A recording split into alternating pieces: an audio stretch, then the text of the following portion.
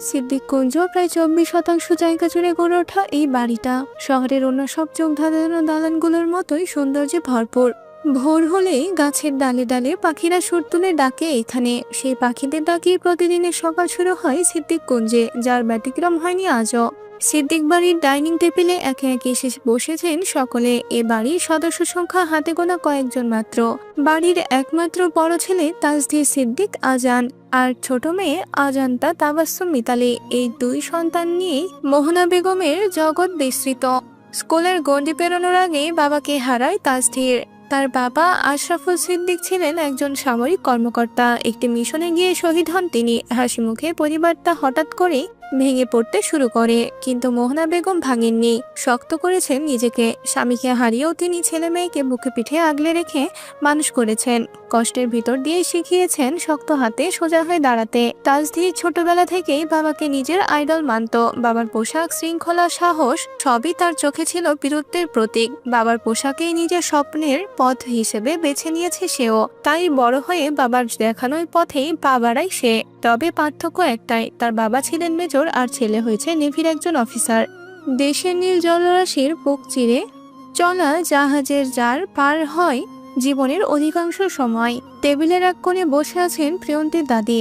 বয়সের ভারী সামান্য নুয়ে পড়লেও রূপচর্চায় কমতি নেই একটু। দাদি শাশুড়ির পাশে বসে আছেন মিতালি। স্বামীর জন্য নাস্তা সাজাচ্ছে প্লেটে। খাবার থালা সামনে নিয়েও মোহনা বেগমের চোখে বারবার ঘরের ভেতর দিকে যাচ্ছে, যেন কাউকে খুঁজেছেন তিনি। মেয়েকে ডেকে বললেন, মিতালি, প্রিয়ন্তীকে ডাকিসনি এখনো? কয়টা বাজে দেখেছিস? নাস্তা করবে না মেয়েটা? মায়ের কথায় মিতালি উঠে দাঁড়াতেই যাচ্ছিল, অমনি তাকে এসে থামিয়ে দিল পাবেল। চেয়ার টেনে বসতে বসতে বলল, আমি ডেকে এসেছি ওকে, ও আসছে, তুমি বসো। স্বামীর কথায় পারন্ত পা দুটো থামিয়ে জায়গায় বসে পড়ল মিতালি। ঠিক সেই সময় রুম ছেড়ে বেরিয়ে এলো প্রিয়ন্তী। পেঁয়াজ রঙের পাকিস্তানি সুতির লং কামিজটায় মেয়েটাকে স্নিগ্ধ লাগছে খুব। চিকন চাকন ফর্সা গড়নে পোশাকটা মানিয়েছেও বেশ। লম্বা চুলগুলো ছেড়ে দিয়ে পেছনের দিকে থেকে মাথায় হালকা ঘোমটা দিয়ে রেখেছে। নরম গলায় সবার সঙ্গে কুশল বিনিময় করে টেবিলে এসে বসলো ও। গতকাল রাত নামে মাত্র কাটলেও ঘুম হয়নি এক রত্তিও। ভেতরে ভেতরে ছটফট করতে করতে কেটেছে পুরোটা রাত। শত চেষ্টায় দু চোখের পাতা এক করতে পারেনি। চোখ বন্ধ করলেই তো ভেসে উঠছে গত রাতে সেই দৃশ্যগুলো। বউ হবেন আমার, এই নিরামিষ পুরুষের আমিষ বউ। কথাগুলো বারবার ওর চোখের সামনে ঘুরে ফিরে এসেছে, না চাইতেও এসেছে। এমন মোহনীয়ভাবে কেউ সামনে এসে এমন আবদার করে বুঝি?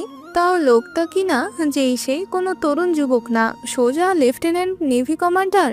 রাতে ছটফটা নিয়ে এখনো কমেনি ওর। একবার তো ভেবেছিল সকাল হতেই চলে যাবে বাড়িতে, থাকবে না আর এখানে। লোকটার মুখোমুখি কেমন করে হবে ও? আবার ভাবলো বাড়িতে একা কিভাবে বা যাবে, বাড়িতেও তো আর কেউ নেই একমাত্র ভাইয়ের দাদি ছাড়া। দুজনেই তো বর্তমানে এ বাড়িতে অবস্থান করছে, তাই নিরাশ হয়ে রয়ে গেছে এ বাড়িতেই। যতদিন থাকবে একটু সাবধানে থাকলেই হলো। টেবিলে একের পর এক খাবার সার্ভ করা হচ্ছে। নতুন জামাই বলে মোহনা বেগম সবকিছু নিজে তদারকি করে সাজিয়েছেন কাজের মেয়েটাকে নিয়ে। প্রিয়ন্তী পরোটা নিয়ে একটু মাংসের ঝোল মাখালো প্রথমে।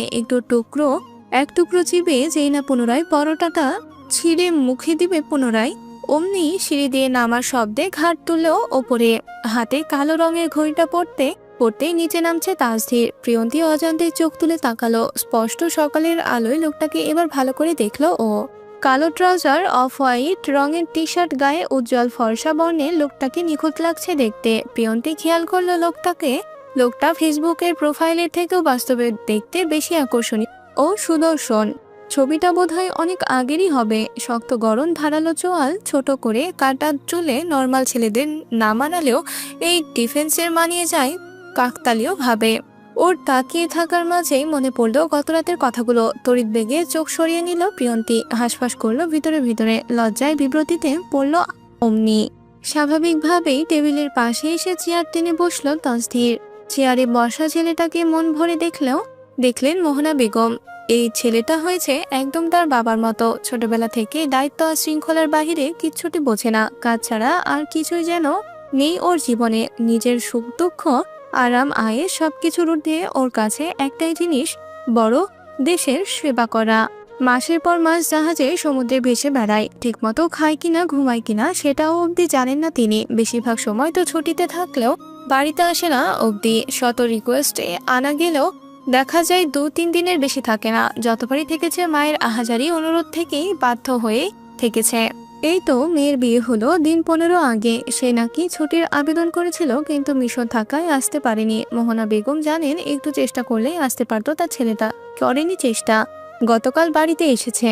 ছেলের বাড়িতে আসার খবর পেয়ে মোহনা বেগম আর দেরি করেননি। মেয়ে জামাই দুজনকে আগে ভাগে নিজের বাড়িতে ডেকে নিয়েছেন, কারণ বেশ ভালো করেই অবগত তিনি তাসদিন নিজ থেকে কখনোই কারো বাড়িতে যাবে না, কোনোদিনও না, এমনকি নিজের বোনের শ্বশুর বাড়িতেও না। ছেলের পছন্দের খাবার আগে ভাগে সাজিয়ে রেখেছেন তিনি। কি খায় না খায় কে জানে, সবসময় পড়ে থাকে তো ওই নীল পানির মহা সমুদ্রে। খেতে খেতেই তাসদির ধীরে চামচ নামিয়ে পাভেলের দিকে তাকালো, বলল অমনি, তো পাভেল, তোমার ব্যবসা বাণিজ্য কেমন চলছে? পাভেল খাবার মুখে তুলতে তুলতেই নম্র গলায় প্রত্যুত্তর করলো, জি ভাই, এই তো আলহামদুলিল্লাহ ভালো চলছে কোনো রকম। কারো কণ্ঠস্বরে তো মারাত্মক কিভাবে হতে পারে জানা নেই প্রিয়ন্তীর। লোকটা স্বাভাবিক কথা বললেও যেন একদম সোজা বুকের মধ্যে গিয়ে লাগতে পারে, এই যে যেমনটা লাগছে ওর। তবে ভয়ও লাগছে, এই বুঝি লোকটা আবার ওর ভাইকে সব বলে না দেয়। এই বুঝি কাল রাতের কথাগুলো অজান্তে টেবিলের মাঝখানে এসে পড়ে। খাবার মুখে তুলতে গিয়েও পারছে না ও। চোখের কোণে দিয়ে একবার তাকালো তাসিরের দিকে। লোকটা ঠিক তখনই আবার বলল, তা মিস প্রিয়ন্তী, আপনার কি অবস্থা? প্রিয়ন্তী তো চেয়েই ছিল, লোকটা প্রশ্ন করে তাকাতেই চোখাচোখি হলো দুজনের। সঙ্গে সঙ্গে মাথা নুইয়ে ফেললো প্রিয়ন্তী। আচানক প্রশ্নে খাবার আটকালো গিয়ে গলায়। তুরন্ত পানির গ্লাস এগিয়ে দিল মিতালি, বলল, নাও নাও পানি খাও, আস্তে। প্রিয়ন্তী কাপা হাতে পানি নিয়ে কয়েক ঢোক খেলো। খেতে খেতে আবার তাকালো। লোকটা তখনও ওর দিকে ভ্রুকুচকে তাকিয়ে। বোনের প্রশ্নের উত্তর দিল পাভেল। বলল, এই তো ভালোই চলছে, এবার অনার্স ফার্স্ট ইয়ারে ভর্তি হয়েছে ইংলিশ ডিপার্টমেন্টে। তাসধীর হালকা ভ্রু তুলে বলল, ও ইংলিশ, ভালো তো। তো আপনার শখ কি মিস প্রিয়ন্তী? লেখাপড়া চালাবেন, নাকি বিয়ে শাদী করে হাজবেন্ড নিয়ে সেটেল হয়ে যাওয়ার প্ল্যান আছে একেবারে? ব্যাস ঠিক এই ভয়টাই পাচ্ছিল ও। হয়ে গেল কাণ্ড। শব্দগুলো এক একটা ধারালো ছুরির মতো লাগলো প্রিয়ন্তীর বুকে। হাত দুটো অজান্তে নিজের জামা খামচে ধরলো, চোখ নামিয়ে ফেললো ব্যস্ত। মোহনা বেগম ছেলের দিকে তাকিয়ে কড়া গলায় বললেন, বাবা, খাবারের সময় এসব প্রশ্ন কেন? আগে খাওয়া শেষ হোক, তারপর না হয় বসে কথা বলো। আমো, আমাদের কাছে প্রতিটা সেকেন্ডই খুব প্রেসিয়াস, সময়কে আমরা হালকাভাবে নিতে পারি না। পাভেল হেসে শাশুড়ির দিকে তাকিয়ে বলল, সমস্যা নেই আম্মু। তারপর নিজেই বলল, ওর পড়াশোনার ইচ্ছা আছে ভাইয়া, আমাদেরও ইচ্ছা আছে ওকে পড়ানোর। ওর স্বপ্ন ইংলিশ লেকচারার হওয়া। তাসধীর মাথা নাড়ালো, বলল, বাহ, খুব ভালো। না হলে আজকালকার মেয়েদের তো কলেজে উঠলে বিয়ের আবার তাড়া লাগে, বাচ্চা কাচ্চা নিয়ে প্ল্যানিংও করে ফেলে তারা। অ্যাকচুয়ালি ওটা বয়সের দোষ। তা তোমার ওরকম কোনো ইচ্ছে টিচ্ছা নেই তো মিস প্রিয়ন্তী? খুব খুব করে কেসে উঠল প্রিয়ন্তী। এবার আর পানিতেও কাজ হলো না। চামচ নামিয়ে উঠে দাঁড়ালো সোজা, পা বাড়ালো উল্টো পথে। যেতে যেতে বলল, মানে আমার খাওয়া শেষ হয়ে গেছে, আমি এখন উপরে যাই। মিতালি অবাক হয়ে বলল, মা, এত কম খেলে যে? মোহনা বেগম ও ডাকলেন মেয়েটাকে, বললেন, থামিয়ে আর একটু খেয়ে যাও মা, শরীরে তো কিছুই নেই তোমার, এভাবে খেলে হবে? প্রিয়ন্তী মৃদু হেসে মাথা নাড়ালো, না আন্টি, সত্যি খাওয়া হয়ে গেছে, আর খেতে ইচ্ছে করছে না বলেই আর দাঁড়ালো না প্রিয়ন্তী। ছুটে চললো রুমে আপাতত আর এই লোকটার সামনেই আসবে না ও। ডাইনিং টেবিলে সেই অস্বস্তিকর মুহূর্তটার পর থেকে প্রিয়ন্তীর মাথার ভেতরে একটাই কথা ঘুরপাক খাচ্ছিল, এভাবে ভয় নিয়ে লুকিয়ে থাকলে চলবে না। লোকটার সঙ্গে সরাসরি কথা বলতে হবে। যা হয়েছে হয়েছে, মুখোমুখি না হলে এই অজানা আতঙ্কটা কোনোদিনই কাটবে না। রুমে ফিরে এসেই বিছানায় বসে ফোনটা হাতে নিল প্রিয়ন্তী। মেসেঞ্জারে ঢুকে মেসেজ দিল বান্ধবীকে, আমার রীতিমতো অনেক ভয় হচ্ছে রে স্নেহা, কি করব আমি এখন? একবার মনে হয় এই বুঝি সব জানিয়ে দেবে, এই বুঝি ভাইয়া এসে আমার গালে কষিয়ে দুটো থাপ্পড় বসালো বলে। আমি আর পারছি না।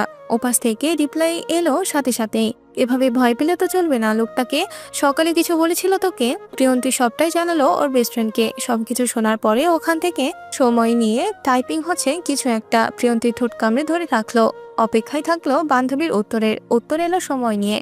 এক কাজ করে দেখতে পারিস, ডাইরেক্ট গিয়ে কথা বল, ক্লিয়ার করে খুলে বল, ক্ষমা চাইবি, দরকার হলে পা দুটো খোপ করে ধরবি। মনে হয় না পা ধরার দরকার পড়বে। একটু সুন্দর করে ইমোশনাল হয়ে মাপ চাইলে ক্ষমা করে দিবে দেখিস। আফটার অল ছেলে মানুষ তো, সাহস দেখাতে হবে, বুঝেছিস? বান্ধবীর কথায় আশ্বস্ত হয়ে উঠে দাঁড়ালো প্রিয়ন্তী। এপাশ ওপাশ হাঁটাহাঁটি করলো কিছুক্ষণ। অবশেষে একটা দম নিয়ে শ্বাস টানলো, মাথায় ঘোমটা টেনে বের হলো ঘর ছেড়ে। এসে দাঁড়ালো তাসদিনের রুমের সামনে। দরজাটা হাট করে খোলা পুরোটাই। প্রিয়ন্তী এসে সেখানে দাঁড়াতেই ওর চোখ দুটো বিস্ময়ে ছানা বড়া হয়ে এলো। এটা কি রুম নাকি কোনো শোরুম? এক পাশের দেওয়াল জুড়ে কাচের ক্যাবিনেট করা, পুরোটাতে সারি সারি ট্রফিতে ভরপুর। সোনালি রূপালি ব্রোঞ্জ রঙের ঝকঝকে স্মৃতিচিহ্নে ভরা পুরো ঘরটায়। স্কুল লাইফের স্কলারশিপ ট্রফি, কলেজের scholarship, football tournament, athletics, sports medal আর নেভিতে যোগ দেওয়ার পরে অসংখ্য সম্মাননায় ভরা। কিছু শেলফে স্পেশালি নাম খোদাই করা LT.Commander.Tajdi সিদ্দিক আজান। প্রিয়ন্তীর মাথা ভনভন করে উঠল। এতগুলো ট্রফি একসাথে কখনো ট্রফি শোরুমে দেখেছে কিনা সন্দেহ। কোনো ট্রফির দোকানেও বোধহয় এত ট্রফি একসাথে থাকে না। অমনি সেখানে এসে হাজির হলো মিতালি। ভাইকে ডাকতে এসেছিল সে। আসার পর থেকে ভাইয়ের সঙ্গে তেমন করে কোনো কথা বলা হয়নি ওর। আরে প্রিয়ন্তী, তুমি এখানে কি করছো? প্রিয়ন্তী চকিত ঘুরলো পেছনে। ভাবিকে দেখে ইতস্তত হলো কিঞ্চিত। মেয়ে আসা গলায় জানতে চাইলো, আপু এতগুলো ট্রফি সব কি ওনার, মানে তাসদির ভাইয়ার? মিতালি হালকা হেসে মাথা নেড়ে বলল, হ্যাঁ বেশিরভাগই ভাইয়ার, তবে দু একটা বাবারও আছে। প্রিয়ন্তী একটু ইতস্তত করে বলল, আবার ভাবি একটা কথা জিজ্ঞেস করবো? করো। কিছু দরকার? প্রিয়ন্তী চোখ নামিয়ে বলল, ভাইয়া মানে তাসদির ভাইয়া উনি কোথায়? মিতালি মেয়েটা খুব মিশুক, সরল সোজা গোত্রের, ভিতরের অত পেঁচকোচ নেই, তাই কথাটাকেও স্বাভাবিক ধারতেই নিল। একটু অবাক হলেও স্বাভাবিক গলায় উত্তর দিল, কেন ভাইয়াকে দরকার? প্রিয়ন্তী তাড়াতাড়ি মাথা নেড়ে বলল, না এমনি আর কি জানতে চাইলাম। ভাইয়া আসলে এই রুমে থাকে না খুব একটা, বাড়িতে এলেও বেশিরভাগ সময় থাকে ছাদে চিলেকোঠার রুমে। প্রিয়ন্তীর ভ্রু কুঁচকে গেল। অমনি বলল, চিলেকোঠায়? হ্যাঁ, ছাদের ওপর একটা আলাদা রুম আছে, ওখানেই থাকে। প্রকৃতি প্রেমী তো, তাই বাড়ির ভেতরে তার ঠিক জমে না। প্রিয়ন্তী আস্তে করে বলল, কেন? এখানে তো ওনাকে ডিস্টার্ব করার মতো কেউ নেই। ভাইয়া ছোটবেলা থেকেই এমন, শান্ত চুপচাপ, নিজের মতো থাকতেই স্বাচ্ছন্দ্য বোধ করে। জাহাজে থাকতে থাকতে একা থাকার অভ্যেস হয়ে গেছে বলতে পারো। বাড়িতে এলেও আলাদা স্পেস দরকার হয় তার। প্রিয়ন্তী চুপ করে শুনলো, ধুম করে প্রশ্ন করে বসলো, মানে উনি বেশি কথা বলেন না?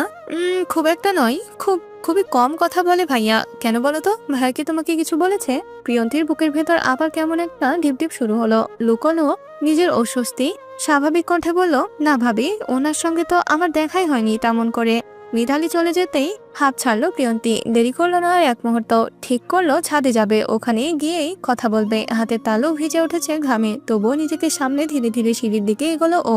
সিঁড়ির প্রতিটা ধাপে বুকের ভেতর ঢিপ ঢিপ শব্দটা বাড়ছে ক্রমশ। শেষের ছাদের দরজাটা খুলতেই হালকা বাতাস এসে মুখে লাগলো ওর। আকাশের অবস্থা বেগতিক, বৃষ্টি ছাড়াই বিদ্যুৎ ঝলকাচ্ছে ক্ষণে ক্ষণে, বৈরী বাতাস বইছে। ছাদটা বেশ বড়, চারপাশে উঁচু বাউন্ডারি ওয়াল তুলে রাখা। ছাদের এক কোনায় একটু আলাদা করে ছোটখাটো একটা চিলেকোঠার রুম। রুমটা খুব বড় না বোধ হয়। দরজা একটাই, পাশে খোলা থাই জানালার সাদা পর্দা ঝুলছে, বাতাসে দুলছে সেই পর্দাটা। দরজার পাশে একটা ছোট কাঠের বেঞ্চ রাখা। বেঞ্চের এক কোনায় রাখা একটা ফুলের টব, যেখানে শুকনো মাটি আর একটা দুটো মরা পাতা পড়ে আছে। ধরফর করা বুকে আরেকটু এগুলো প্রিয়ন্তী। ঠিক করলো দরজায় নক করবে। ঠিক তখনই হঠাৎ করে আকাশটা কেমন অদ্ভুত ভাবে কালচে হয়ে উঠলো। ঝপঝপ করে নামলো বৃষ্টি। বাতাসের গতিও বাড়লো হঠাৎ, অনেক সাথে অনেক শব্দ করে কোথাও একটা বজ্রপাত হলো। পর্দাটা দুলে দুলে জানালায় আছড়ে পড়ছে। মেয়েটা এটুকুতে ভিজে ভিজে একাকার। প্রিয়ন্তী দ্রুত চিলেকোঠার দরজার কাছে দাঁড়ালো। ভিজে যাবে না হলে পুরোপুরি। ভিজলে যে গায়ে জ্বর আসে তার। রোমান্টিক ওয়েদারে বাচ্চার বাবাকে খুব মিস করছিলেন বুঝি মিস প্রিয়ন্তী? তাই সোজা এসে বাচ্চার বাবার বেডের রুমেই আহানা দিয়েছেন। প্রিয়ন্তীর শরীর কেঁপে উঠলো সেই কণ্ঠে। লোকটা তো দেখেওনি ওকে, জানলো কি করে কেউ আছে বাইরে? ক্যামেরা নেই তো আবার কোথাও? এতক্ষণে কথাটা মস্তিষ্কে আহরণ করলো ওর। অমনি লজ্জায় মিয়ে গেল মেয়েটা। ইস্কি সাংঘাতিক এই লোক। এক সেকেন্ডও দম নিল প্রিয়ন্তী। জবাব দেওয়ার জন্য প্রস্তুত নিল, তবে তার আগেই শব্দ করে দরজা খুলে গেল। এই ঝড় বৃষ্টিতে একা ছাদে কি করছেন মিস প্রিয়ন্তী? একা একটা ছেলে মানুষের রুমের সামনে দাঁড়াতে ভয় করছে না আপনার? জানেন তো ছেলে মানুষ কিন্তু বহুরূপী হয়, সুযোগের হাতছাড়া করে না ক্ষণাক্ষণেও। এরকম একটা অশালীন ওয়েদারে নিরামিষ থেকে আমিষে রূপান্তরিত হতেও কিন্তু বেশি সময় লাগবে না। তখন প্রিয়ন্তী কথা হারিয়ে ফেললো লোকটার ওপর চোখ পড়তেই। লোকটার হাতে সাদা একটা টাওয়াল, চুলগুলো অল্প স্বল্প ভেজা, সবসময়ের মতো ট্রাউজার আর টি শার্ট পরনে। আর সব থেকে বেশি যেটা আকর্ষণ করে সেটা হলো লোকটার কপালের আর নাকের মাঝে বরাবর একটা সেই কাটা দাগ, ভ্রুর ঠিক মাঝখানের একটু নিচেই।